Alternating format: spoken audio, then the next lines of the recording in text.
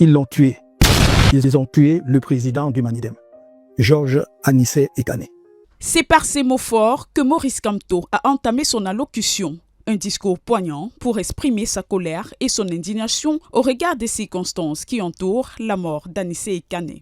Celle-ci ne peut être regardée autrement que comme un authentique crime d'État, a souligné l'homme du MRC avant de rajouter plus loin qu'il porte en son âme le deuil du leader du Manidem, mort en détention au CED le 1er décembre dernier.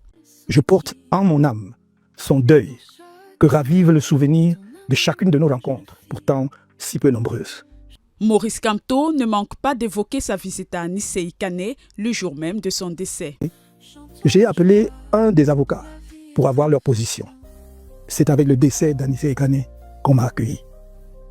Le président Georges Anissé Ekane a été assassiné par la haine de Maurice Kamto.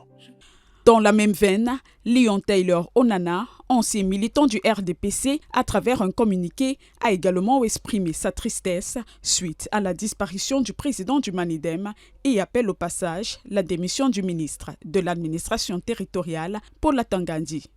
Face à ce drame, la communauté internationale ne reste pas indifférente non plus. Le Royaume-Uni a exprimé son inquiétude, se disant attristé et préoccupé par ce décès, exhortant au passage Yaoundé à s'assurer qu'une enquête soit menée de manière approfondie et transparente.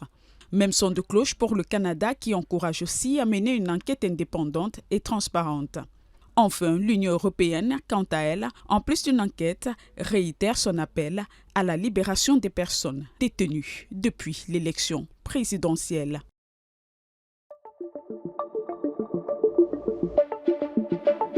Le Messager télévision, à l'écoute du peuple.